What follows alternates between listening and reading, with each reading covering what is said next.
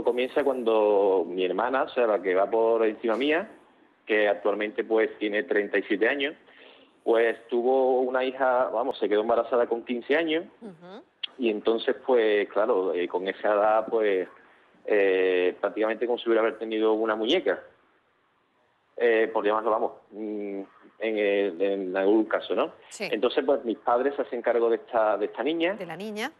Efectivamente.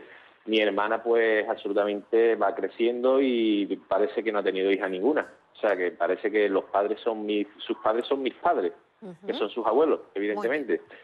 Y entonces pues todo va transcurriendo pues con muchísimos problemas. Esa niña va creciendo, esa niña ve que no tiene un padre y una madre, vamos, como hemos tenido todos.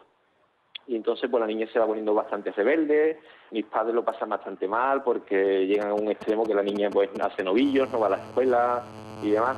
Pero esto no termina ahí, sino esto continúa quedándose la niña embarazada también a la misma edad que su madre, a los 15 años. Dios. Entonces pues la niña a los 15 años se queda embarazada, en este caso mi sobrina, tiene también a una niña pequeña. Y esto, pues, como yo digo, lo catalogo, es la pescadilla que se muerde la cola y no termina. Mis padres actualmente son personas jóvenes, vamos, jóvenes porque somos jóvenes hoy en día, claro, con 62 años. Claro. ¿Cuál es el problema exactamente? Nos ha puesto en situación y lo ha hecho muy bien, pero ahora, ¿cuál es el problema? Pues el problema, Marilo, es que mis padres están extenuados completamente. Están cansados porque mi sobrina también pasa un poco del tema de la niña, que viven con mis padres viven solos, viven con ella y con su hija. Entonces mi sobrina, pues lo típico de la edad de hoy en día que estamos viviendo, que no colaboran en casa, no tiene una estabilidad emocional, la niña toma más y te la dejo y me voy. Entonces mis padres pues lo están pasando bastante mal, hasta el caso de tener una depresión bastante grande. Entonces me gustaría preguntar al psicólogo a ver de qué forma podemos solucionar este problema. Pues sí, resumiendo, yo voy a resumir, José, resumiendo, es que los abuelos están cuidando a la nieta y a su hija, a la nieta de 21 años que he apuntado aquí, si no me equivoco, y a la bisnieta que es más pequeñita, evidentemente es la hija de la nieta. Efectivamente. Vamos a ver, José, esta circunstancia suele ser habitual. ¿Qué ocurre? Ahora lo más importante de todo este embrollo familiar, ¿cuál es? Lo más importante es la niña que tiene 6 años actualmente. Entonces, yo, de cara a esta niña, hay que plantear las cosas muy seriamente. Es decir, si sus padres, que son bisabuelos de la niña, están ejerciendo la función de padres, algo que no es habitual, yo eso no lo vería un problema en sí mismo. Es decir, la cosa ha derivado de tal forma que no les queda más remedio. Ahora sí, ¿cómo hacer para limitar esto y que no vuelva a pasar en otra generación posterior?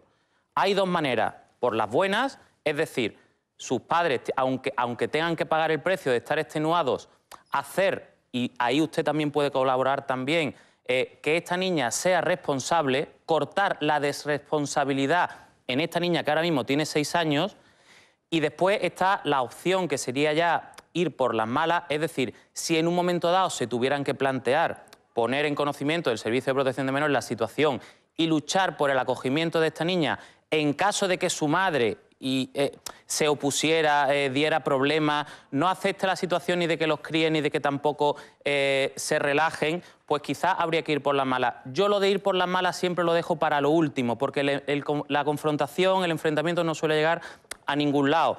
¿Recomendarías una intervención psicológica, es decir, que un psicólogo cogiera las riendas de esta situación familiar? A eso voy, exactamente. En caso de que sus padres por ellos mismos no puedan hacer frente a esta situación, es decir, no le puedan poner límite a su hija y a su nieta, por la edad que ya tienen, 37 años una y 21 otra, ya están bastante mayores, sí les vendría bien quizás recibir apoyo psicológico para conseguir eso, es decir, para conseguir poner ese límite, sobre todo a esa madre que tiene ahora 21 años, y si hacen la función materna o paterna, que sea para que esta chica de 21 años pues pueda estudiar, pueda tener un trabajo, es decir, para que adquiera autonomía y sobre todo para que se responsabilice de su hija. Entonces, por supuesto que sí. Con mucha confianza, Jacinto nos ha contado toda la historia y que lo agradecemos su testimonio.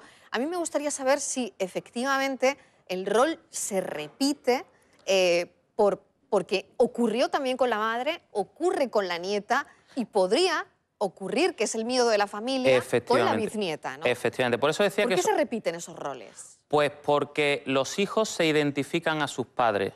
El problema está en que la hermana de José, cuando tiene 15 años, se queda embarazada. Como no tiene habilidades ni tiene desarrollado el deseo de maternidad, él lo ha dicho muy bien con parece que ha tenido una muñeca, es decir, que no se ha implicado como madre, esa niña crece sin una madre. Los abuelos pueden paliar esa situación, asumiendo la maternidad siendo abuela, pero eso siempre suele no ser suficiente, sobre todo si la madre biológica, la hermana de José, ha estado interfiriendo, o sea, si tampoco ha ayudado mucho. Entonces, claro, esa niña crece con una especie de responsabilidad, crece un poco dejada de la mano de Dios, no va al colegio y, claro, cuando tiene 15 años, pues vuelve a repetir lo mismo que la madre. Si entramos en una complejidad ya psíquica importante, puede ser que sea su manera de fastidiar a su madre, es decir, tú no te has ocupado de mí, pues ahora yo voy a hacer lo mismo que tú y de esta manera te hago ver lo mala madre que has sido. Una cosa muy compleja. En cualquier caso, recomendamos la intervención psicológica de un profesional en este tema. Bueno, pues le agradecemos a José su llamada y esa es la orientación de nuestro psicólogo. Mari Carmen, desde Viso del Alcor, adelante. Hola, Mari Carmen. Hola, buenos días. Adelante, cuéntenos. Pues mire usted, yo quiero saber por qué a mí me hicieron un robo aquí en la casa de joyas. ¿Sí? ¿Cuánto le robaron? ¿Qué le robaron? Me robaron, fue un familiar drogadicto. Vaya. Y fue por uno justo en la casa y a raíz de ahí él se aprovechó. Nosotros lo vimos.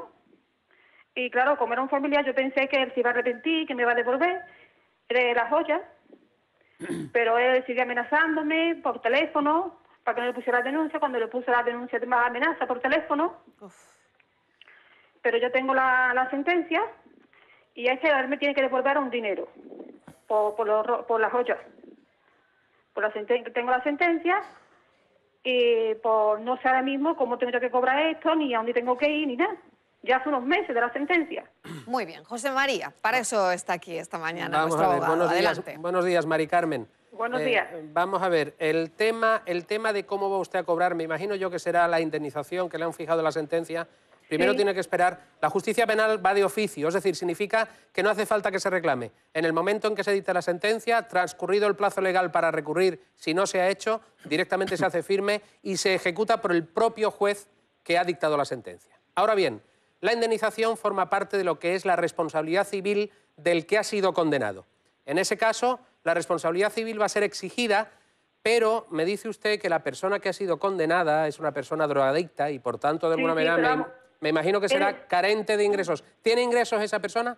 Yo creo que tiene una buena paga. Bien, pues si él está ahora mismo en la cárcel. Bien, no hay ningún problema. Es decir, si tiene paga, el juez va a proceder al embargo de esa paga para que de alguna manera se aseguren las responsabilidades civiles de su delito. Y, por tanto, el juez, una vez embargada la nómina, consignará en la cuenta de depósitos judicial, en la cuenta que tiene el juez a su disposición, en una cuenta corriente de un banco, ordenará el embargo del dinero, de la nómina de este señor, o de la paga, y lo pondrá a su disposición hasta satisfacer el último euro que le debe y que le haya sido objeto de indemnización. Entonces, no se preocupe usted porque el juez de oficio, es decir, el juez sin solicitarlo a nadie, una vez firme esa sentencia, es decir, una vez que contra esa sentencia no se quepa ningún tipo de recurso, ejecutará la sentencia. Y una de las ejecuciones de la sentencia será responder y pagar todo tipo de indemnizaciones y de responsabilidades civiles que hayan recaído en la sentencia. En ese momento usted percibiría el dinero. Esto en cuanto a lo legal, pero Jacinto, en cuanto a lo psicológico, también aquí hay una lectura porque que te robe las joyas un familiar en tu propia casa y de tu familia. Sí, lo que pasa que aquí el dato que nos dice Mari Carmen es fundamental, que cuando las drogas están por medio, sea familiar o no sea familiar, se pierde totalmente el raciocinio y se pierde el sentido común. El tener que consumir te hace robar al primero que sea. Entonces, ahí sí es verdad que hay que tener muy claro que a veces hay que poner límites a esos familiares y mantener una cierta distancia con ellos, porque si los tienes lejos, bien, si los tienes cerca, te consumen a ti también. Entonces, aunque sea duro, ahí hay que ser firme.